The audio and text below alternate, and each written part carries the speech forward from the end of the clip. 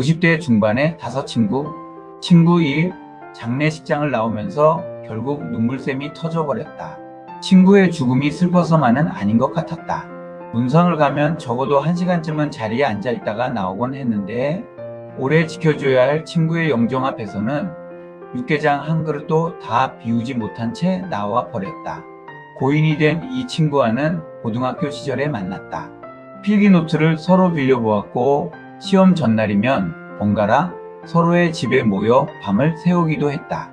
농구를 비롯한 여러 운동을 함께하며 흘린 땀은 우리의 추억이 가득한 운동장 위에 비처럼 내리던 시절이 있었다. 특별한 약속이 없어도 늘 약속이 있는 사람들처럼 붙어 지냈고 이틀만 못 봐도 서로의 대문 앞까지 찾아가 이름을 불러야 속이 풀리던 사이였다. 주먹다짐을 한 적은 없었지만 우정에 금이 간 적은 몇 번 있었고 음담패설과 관심 있던 여학생 이야기, 즉석에서 지어낸 허풍 같은 이야기로 밤을 새운 날도 허다했다. 하지만 서로 다른 대학에 가면서부터 만남은 뜸해졌다. 그러다 40대 중반이 되어서야 특별행사에서 제외했지만 그마저도 콧도는 이야기뿐이었다. 둘만의 만남도 아니고 전체 모임에서 눈만 마주치는 정도가 전부였다. 친구의 아내와 아이들은 장례식장에서 처음 보았다. 고인이 된 친구 외에는 어느 누구도 내게 말을 걸어줄 사람이 없어 나는 조용히 자리를 빠져나올 수밖에 없었다. 친구 2. 고등학교 졸업 30주년 기념 행사에 참석했다. 회장은 졸업생의 25% 정도가 참석했다고 개회사에서 밝혔다. 그 숫자가 많은 것인지 적은 것인지 모르겠지만 더 많은 친구를 볼 수 없다는 사실이 안타까웠다. 행사장에 들어서며 한 친구를 만났다. 30년 넘게 한 번도 못 본 친구였는데 내 이름을 불러주며 반가워했다. 그런데 그 반가움이 몹시 낯설었다. 친구의 이름도 잘 떠오르지 않았고 백발에 머리카락도 몇 올 남지 않은 그의 얼굴은 친구라기보다 선생님에 더 가까워 보였다. 50이 넘으면 거울에 비친 자기 얼굴을 현실로 보지 않고 내면으로 본다는 말이 맞는가 보다. 그런데 오히려 그 친구는 내게 말했다. 준호야, 너도 많이 늙었구나. 세월은 어쩔 수 없네. 정반대의 경우도 있었다. 나는 이름을 기억하고 반가워했는데 그 친구는 어리둥절한 표정으로 미안해하며 말했다. 얼굴은 눈에 선한데 이름이 기억이 안 나네. 늙어서 그런가 봐. 하. 겸연쩍은 웃음 뒤에 서로 관등성명을 다시 확인하고 우리는 335 자리를 잡아 기념식에 참석했다. 행사 도중 유명인사가 된 동창 하나가 잠시 들렀다가 급히 자리를 떴다. 이미 대중매체를 통해 그 친구가 우리 동창이라는 건 알고 있었지만 잠시 참석한 진짜 이유가 무엇이었는지는 궁금했다. 그리고 얼마 지나지 않아 유명인사 2, 3, 4가 차례로 모습을 드러냈다. 유명인사 1은 전교생이 다 아는 친구였고 유명인사 2는 많은 친구들이 아는 친구, 3과 4는 그보다는 덜하지만 그래도 어떤 일을 하고 어느 회사를 다니는지 정도는 알려진 친구들이었다.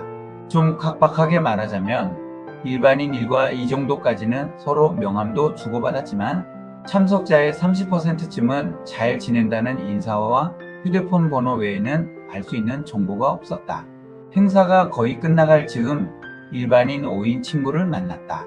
우리는 서로의 이름을 기억하고 있었고 나는 행사 내내 그 친구를 기다리기까지 했다. 작년에 봤을 때보다 훨씬 말라 있었다. 눈은 더 움푹 들어가 있었고 허리도 조금 더 굽어 보였다. 하지만 입가의 미소는 여전했고 나를 반갑게 맞아주었다. 그 친구가 4년 전 아프지만 않았더라면 유명인사 3 정도는 충분히 했을 친구였다.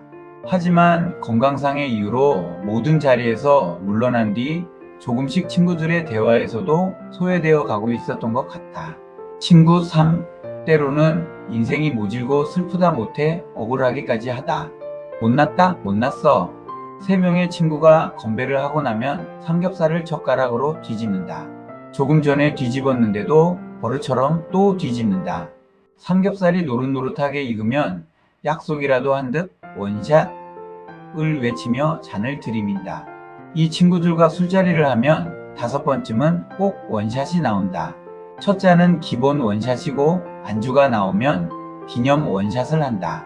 삼겹살이 구워져서 하는 원샷은 기본은 아니지만 중요한 옵션 원샷이다. 누군가 원샷할 만한 이야기를 꺼내도 또 원샷이다. 마지막 기본 원샷은 막잔이다. 물론 늦게 온 친구에겐 후레자 3배 원칙이 적용된다. 1차가 끝나고 2차에 합류하는 친구가 있으면 우리끼리는 후레자 5배를 시킨다. 5번 넘게 원샷한 데 대한 보상 심리가 작용한 게 아닐까 싶다. 오늘도 한 명의 친구는 1차가 거의 끝나갈 무렵 합류했다. 후레자 3배를 하고 마지막 잔 건배 제의는 2차는 내가 쏜다 였다. 삼겹살 2점 먹고는 자리에서 일어났다. 2차 자리에서도 그는 오래 앉아있지 못했다. 수시로 밖에 나가 전화를 받고 자리에 돌아와서도 휴대폰을 계속 힐끔거렸다. 10시가 넘어서야 전화가 뜸해졌고 그제야 우리 4명은 비로소 약속된 만남이 시작되는 느낌을 받았다. 왜 이렇게 바쁘냐? 힘들어서 살겠냐? 우리의 비난이 가장 맛있는 안주가 되었고 잔을 비울 때마다 입버릇처럼 충고 아닌 충고가 오갔다. 내일이면 다시 그렇게 바쁜 일과가 시작될 텐데 친구 만나겠다고 일을 남겨두고 시간을 쪼개 나온 친구가 기특하기도 하고 안쓰럽기도 했다. 그 후 다음의 모임에서 친구들의 사정이 조금씩 달라졌다. 한 친구는 명예퇴직을 해 백수가 되었고 또 한 친구는 사업을 시작했다. 그리고 그 바빴던 친구는 그 다음에 모임 때 1차에도 2차에도 나오지 못했다. 전화로는 사정이 생겨 미안하다는 말을 들었지만 그 다음 해에도 못 나왔을 때는 더 묻지 않아도 이유를 알 수밖에 없었다. 우리는 여러 번 외쳤다. 못났다? 못났어. 친구 4. 내 친구는 봄을 무척 좋아했다. 그런데 이상하게도 그에게는 가을이 더 잘 어울린다. 커피는 마셔도 돼? 무슨 소리야? 나 아메리카노 그것도 아이스로 시켜줘. 많이 좋아졌다는 말과 함께 요즘 젊은 아이들처럼 겨울에도 아이스 아메리카노를 주문하는 친구의 얼굴에는 그가 좋아하던 봄이 이미 와 있는 것 같았다. 웃으며 들려주는 대학 시절 이야기, 군대 이야기, 가슴 아픈 사랑 이야기, 결혼생활 이야기는 각각 하나의 단편소설 같았다. 나는 그 소설 속에 등장해 그를 따라다니는 사람처럼 착각에 빠지곤 했다. 그리고 마치 단편소설의 마지막 장처럼 이어진 직장생활 이야기는 앞에 아름다운 이야기들보다 훨씬 짧았지만 순식간에 그의 얼굴을 가을빛으로 바꾸어 놓았다. 어디가 어떻게 얼마나 아픈지 듣고 있자니? 병원으로 찾아가겠다는 내 말에 굳이 근처 카페로 오라고 한 이유를 알 것 같았다. 많이 호전되어서라기보다는 환자복 입은 자신의 모습을 내게 보여주고 싶지 않았던 것이다. 그를 아프게 하는 것은 암덩어리였지만 정작 그가 더 크게 고통받고 있는 것은 가족에 대한 걱정과 염려였다. 그 마음을 듣는 내 눈에서는 가을 낙엽 떨어지듯 눈물이 흘렀다. 친구의 부탁으로 그의 마르고 바늘자국 투성이인 손을 붙잡고 온 마음을 다해 기도했다. 믿음으로 낫게 해달라고 부르짖고 있었지만 이미 이 친구를 잃은 것만 같은 마음이 나를 너무 짓눌러서 기도를 마칠 때까지 여러 번 말을 잊지 못했다. 친구 5, 잘 지내고 있겠지? 가끔 연락은 하고 지내자. 친구야. 고등학교 졸업 후 친구들과 연락할 수 있는 유일한 방법은 집 전화뿐이었다. 그것도 전화번호부 수첩이나 졸업앨범에 적힌 번호가 유일한 끈이었다. 그것이 핑계였을지도 모르지만 고등학교 친구들은 동네 친구이거나 같은 대학 친구가 아닌 이상 만나기 쉽지 않았다. 이후 친구들의 소식이 궁금해 전화를 걸어보면 대부분은 없는 국번이거나 이사를 가버린 번호였다. 그렇게 전화번호부는 버려졌고 졸업앨범은 책장 어딘가에 꽂힌 골동품이 되었다. 1994년 결혼 전인지 후인지는 모르겠지만 삐삐를 샀다. 그리고 시티폰을 거쳐 1996년에는 회사에서 처음 휴대폰을 지급받았다. 또 한참이 지나 친구 찾기 프로그램과 각종 SNS가 생기면서 마침내 잘 변하지 않는 7자리, 8자리 번호들이 저장된 전화번호부를 손에 들고 다니게 되었다.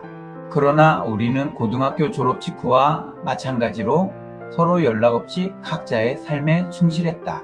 바쁘지 않은 듯 매우 바쁜 삶을 살고 있었다.